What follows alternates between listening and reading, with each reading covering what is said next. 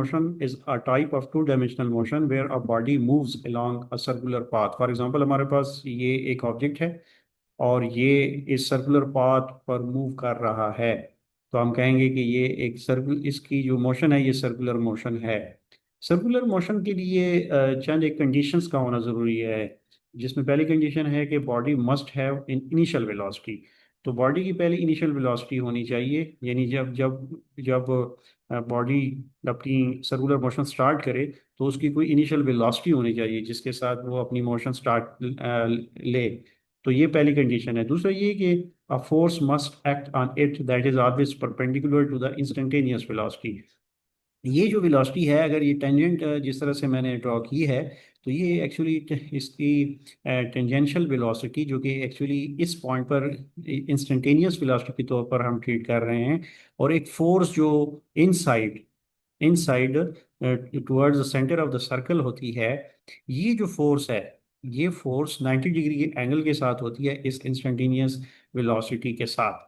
ठीक, तो ये दो कंडीशंस का होना बहुत ज़्यादा ज़रूरी है किसी भी बॉडी का सर्कुलर मोशन में होने के लिए।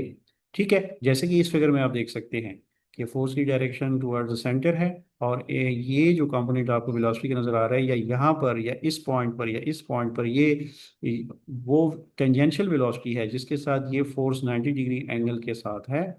और ये एक कंडीशन फुलफिल हो रही है सर्कुलर मोशन के लिए, ये आपने याद रखनी है।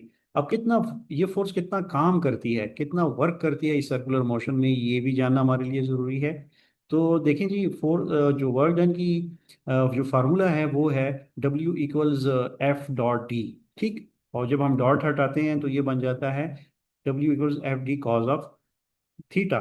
क्योंकि यहाँ पे फोर्स और डिस्प्लेसमेंट, यहाँ पे इस पॉइंट पे जो डिस्प्लेसमेंट है उनके बीच में 90 डिग्री का एंगल है, तो cos 90 हम लेंगे तो cos 90 जीरो होता है, तो W हमारे पास जीरो। ठीक हो गया। तो इसलिए यहाँ से हमें ये पता चलता है कि ये फोर्स जो है ये कोई काम नहीं करती, कोई वर्क नहीं करती। So no work is done. ये बहुत इंपॉर्टेंट पॉइंट है, ये आपने याद रखना है। ये फोर्स एक्चुअली ये सेंटीपिटल फोर्स है, अभी इसका हम जिक्र नहीं कर रहे, लेकिन आपने अब तक की जो इन्फॉर्मेशन है उसको याद रखनी है। Effects on kinetic energy, kinetic energy पे क्या इफेक्ट आता है जी? देखिए जी, जब कोई काम नहीं हो रहा तो काइनेटिक एनर्जी रिमेन्स कांस्टेंट, जो उसकी काइनेटिक एनर्जी है वो ही रहेगी, यानी उसकी स्पीड जो है वो कांस्टेंट रहेगी। मोशन जो पाथ बनाती है, ये एक्चुअली कंबाइंड इफेक्ट होता है फोर्स एंड वेलोसिटी का। ठीक है, तो इस रिजल्ट के तौर पर पार्टिकल जो है सर्कुलर पाथ में मूव कर रही होती है।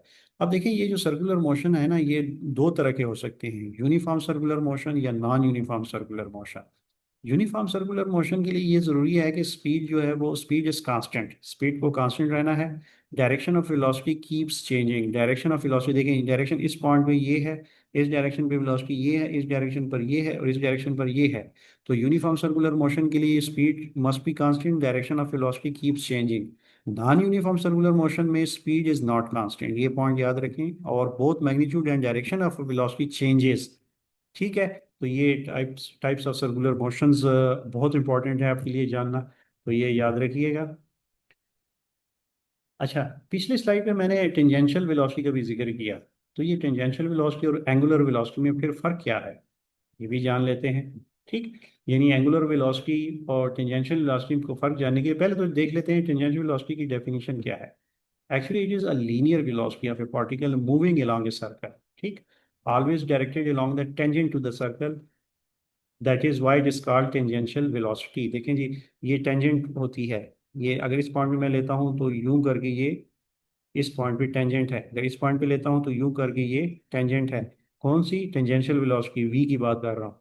एंगुलर वेलोसिटी ये पूरी की पूरी, ये जो आपको ये ओमेगा नजर आ रहा है, ये एंगुलर वेलोसिटी को रिप्रेजेंट कर रहा है, और ये rate of change of angular displacement होता है इस पॉइंट पे, जो rate of change of displacement इस पे, and so on through out the circular path. ठीक, तो rate of change of angular displacement ये एंगुलर वेलोसिटी होती है। इसकी direction is always along the axis of rotation. इसकी डायरेक्शन जो होती है ये वो हमेशा एक्सिस ऑफ रोटेशन के पैरेलल होती है।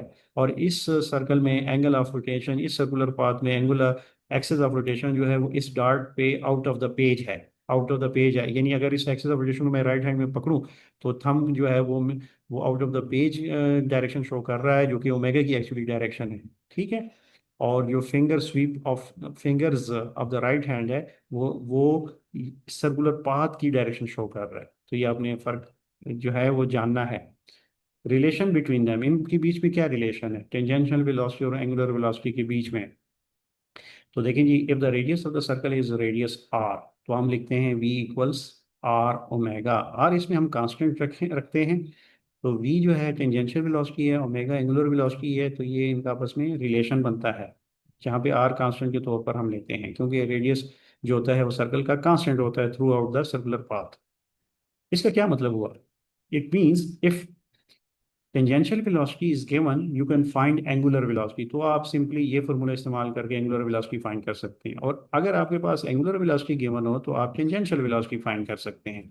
तो ये दो चीज़ें आपने यहाँ पे याद रखनी हैं, बहुत ज़्यादा इंपॉर्टेंट है। नेक्स्ट स्लाइड पे चलते हैं। नेक्स्ट स्लाइड में जी हम जानना चाहेंगे कि टाइम पीरियड और फ्रीक्वेंसी सर्कुलर मोशन में ये क्या होती हैं।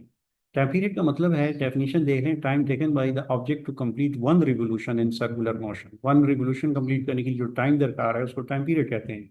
यूनिट सेकंड है, ये इसकी डायमेंशन है। एग्जाम्पल देख लें, seconds hand of A watch. एक वॉच है, उसका जो सेकंड्स हैंड है, उसके उसको सेकंड वाली जो उसकी नीडल है वो 60 सेकंड उसका है। मिनट्स हैंड जो है 60 मिनट है। आवर्स हैंड जो है उसका वो 12 आवर्स रिप्रेजेंट कर रहे होते हैं। ठीक है, क्या रिप्रेजेंट कर रहे होते हैं? इसका टाइम पीरियड, इसका और ये इसका। फ्रीक्वेंसी क्या होती है? नंबर ऑफ रिवोल्यूशंस पर सेकंड इन सर्कुलर मोशन, इसको फ्रीक्वेंसी कहा जाता है, और इसकी यूनिट है हर्ट्ज या सेकंड इनवर्स। ये इसकी डायमेंशन है, याद रखें। अच्छा, टाइम पीरियड और फ्रीक्वेंसी में रिलेशन क्या है? Time time period inversely proportional होता है फ्रीक्वेंसी के, ये आपने याद रखना है। Relation between angular velocity, frequency and time period, अब इनका देख लें। वन रिवोल्यूशन जो है, in one revolution angular displacement होता है थीटा इक्वल्स 2 पाई रेडियन। और टाइम जो है उसको हम टी से रिप्रेजेंट करते हैं। तो इसको हम यूँ कर लिख सकते हैं कि ओमेगा इक्वल्स थीटा और टी। थीटा क्या है जी? 2 पाई रेडियन है। टी जो है टाइम पीरियड टी है, तो ओमेगा को 2 पाई एफ हम इस फॉर्म में भी लिख सकते हैं, ये भी आपने याद रखें। और रिलेटिव एंगुलर वेलोसिटी क्या होती है? If two particles move on the same circle, यानी concentric circles with angular velocities omega A and omega B, तो इनकी जो रिलेटिव एंगुलर वेलोसिटी है उसको हम इस फॉर्म में लिखते हैं, omega B minus omega A mod. Time to complete one revolution relative to each other. आप इसको वन रिवोल्यूशन कंप्लीट करने के में कितना टाइम लगेगा, यानी रिलेटिव टाइम क्या है? वो रिलेटिव टाइम होगा 2 pi divide by omega B minus omega A. ये बहुत ज़्यादा इंपॉर्टेंट है, रिलेटिव एंगुलर वेलोसिटी का कंसेप्ट, ये भी आपने याद रखना है। नेक्स्ट स्लाइड पे चलते हैं जी। कोई क्वेश्चन हो तो आप कमेंट्स ज़रूर कीजिएगा, मैं कोशिश करूंगा फ़ौरन आंसर करने की। अच्छा, स्पेशल केस देख लेते हैं। जब ओमेगा ए हमारे पास ओमेगा बी के इक्वल हो, यानी दो ऑब्जेक्ट्स हैं A and B are moving in circular paths with same angular velocity, तो ऐसी सूरत में जो हमारा स्टेप वन है, रिलेटिव एंगुलर वेलोसिटी, वो हम लिखते हैं ओमेगा रिलेटिव इक्वल्स, ये जीरो हो जाएगा क्योंकि देखें ओमेगा बी ओमेगा ए की इक्वल है बनेगा, तो ये देखें ये रिलेटिव एंगुलर वेलोसिटी जीरो। इसका क्या मतलब है? इसका मतलब है कि there is no relative rotation between the two objects. ठीक हो गया, क्योंकि वो रिलेटिव रिलेशन में है एक दूसरे से। और उनका रिलेटिव टाइम पीरियड क्या है जी? 2 पाई और ओमेगा रिलेटिव। ठीक, जैसे हमने पिछली स्लाइड पे देखा, तो ओमेगा रिलेटिव को अगर हम जीरो पुट करते हैं तो इसका टाइम पीरियड इन्फिनिट हो जाता है। अब इसका क्या मतलब है? इसका मतलब है कि object will take infinite time for one object, it will take infinite time for one object to complete a revolution relative to the other। ठीक हो गया जी। अच्छा, इन अगर इसको हम इन सिंपल वर्ड्स बात करें तो हम कहेंगे कि their positions relative to each other never change. ठीक, तो इसका दूसरे अल्फाज में ये मतलब निकलता है। की फार्मूलाज आपने याद रखते हैं, T equals 1/f omega 2 pi F 2 पाई/टी, आप इस तरह लिख सकते हैं omega relative omega B minus omega modulus form में, ताकि आपके पास ये ऑलवेज पॉजिटिव वैल्यू रहे। टी रिलेटिव जो है वो उसको आप 2 pi omega B minus omega लिख सकते हैं। ठीक है, ये की फार्मूला है, आपने याद रखने हैं। अच्छा, इसकी एप्लीकेशन साइड पे देख लेते हैं। इसकी जो सबसे बेस्ट एग्जांपल है वो है geostationary satellites. Geostationary satellites has the same angular velocity as earth's rotation. ठीक है, जियो, इसलिए इसको जियो स्टेशनरी सैटेलाइट कहा जाता है। सेम एंगुलर वेलोसिटी रखता है रोटेशन की तरह। इससे क्या होता है जी, इससे ये होता है कि ये रिलेटिव में आ जाता है अर्थ के साथ। ठीक है, तो सैटेलाइट जो है वो अपीयर इस तरह लग रही होती है जैसे वो फिक्स है, एक स्काई में एक पॉइंट में फिक्स है। अगर जो वो फिक्स नहीं होती, वो अर्थ के साथ रिलेटिव पोजीशन में होती है, क्योंकि सेम एंगुलर वेलोसिटी के साथ वो अर्थ रोटेशन के हिसाब से रोटेट हो रही होती है सैटेलाइट। तो हमें इस तरह अपीयर होता है जैसे ये फिक्स है एक पॉइंट पर स्काई में।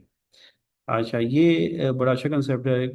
This is why communication satellites can stay about the same spot on earth continuously. Communication satellites जो होती हैं वो इसी कंसेप्ट के तहत एक जगह पे, एक स्पॉट पे हमें अर्थ के हिसाब से फिक्स नजर आती मिलती हैं, ताकि कम्युनिकेशन का जो सिस्टम है वो सही काम करे। तो समरी में हमारे पास ये इम्पोर्टेंट पॉइंट है कि ओमेगा ए ओमेगा बी के हम इक्वल जब लेते हैं, तो then two bodies move together. ठीक है, appear stationary with respect to each other, एक दूसरे के हिसाब से वो स्टेशनरी लग रही होती हैं एक दूसरे को। तो रिलेटिव मोशन मोशन जो है वो जीरो है, रिलेटिव रिवोल्यूशन टाइम जो है वो उनका इन्फिनिट होता है। तो ये बड़े इंपॉर्टेंट पॉइंट्स हैं, आपने याद